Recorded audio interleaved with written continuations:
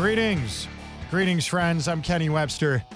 Thank you so much for watching this video today. Trouble today at the CIA. A report from the Washington Free Beacon that just came out details how a senior CIA official has been caught posting pro-Palestinian images to her personal social media accounts. This happened in the wake of the deadly terror attacks by Hamas in Israel recently that killed thousands of children and women, among other people. The posts appear to be on both Facebook and are connected to her LinkedIn account, which raises an interesting question. I mean, a lot of questions, honestly. Like, why do high-ranking CIA officials even have Facebook pages? That is a very good question.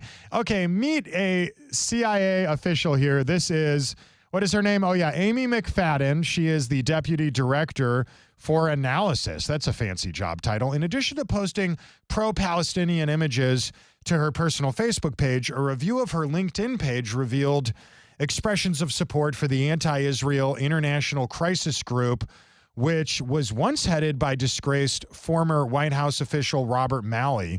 And interestingly enough, Robert Malley, here's him. This is a guy that was an advisor at the State Department. He is currently on leave. His security clearance has been suspended. We don't know why exactly, but this was a guy who has previously gotten into trouble for having contact with Hamas, interestingly enough.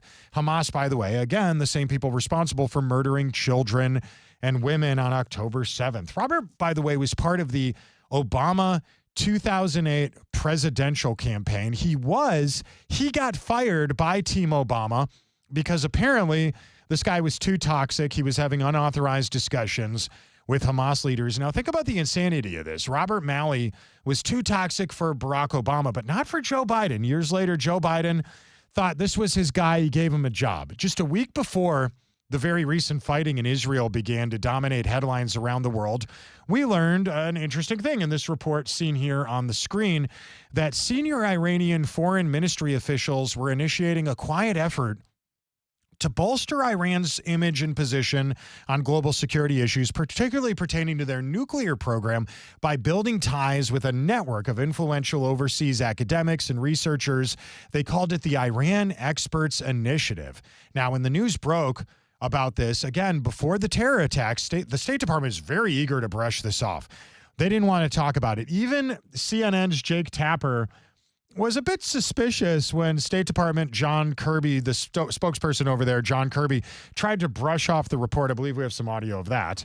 But, I mean, is the White House even looking into this? It doesn't sound like you're taking it very seriously. No, I wouldn't say that at all, Jake. The reporting just came out today, so obviously we're just now reading this reporting ourselves. I don't want to get ahead of where we're going to be in terms of looking at this press reporting, but it just came out this afternoon, so we're reading through it, and I just don't have anything to say in terms of, or announce in terms of, next steps here based on this single press report.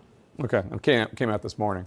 Attorney. Okay, so it turns out that report may have been a little serious than we thought, because what happened a short time later was a terror attack funded more than likely by Iran. At least two of the people on the foreign ministry's list were or became top aides to Robert Malley. That's the Biden administration's special envoy to Iran.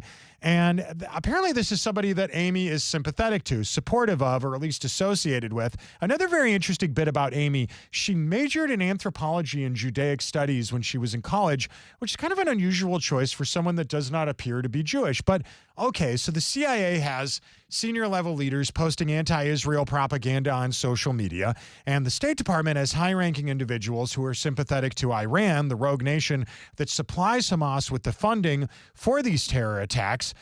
More questions we have to ask. If these government officials are sympathetic to Palestine or Hamas, are they allowing their political beliefs to interfere with their work? It's a good question to ask. Another question, did the CIA know the attacks on October 7th were going to take place before they happened? And if so, did they allow it to happen? Amy and Robert are both clearly biased. And if they're biased, they can't possibly be objective about their work. So how are they supposed to keep Americans safe here at home or abroad? Amy and Robert are both assets to Iran. It's plain and simple. We know they infiltrated our government. So the question becomes, now what? It's a pretty good question to ask. I'm Kenny Webster. Thank you so much for watching this video. Please like, share, subscribe. Stay connected with me. Have a great day.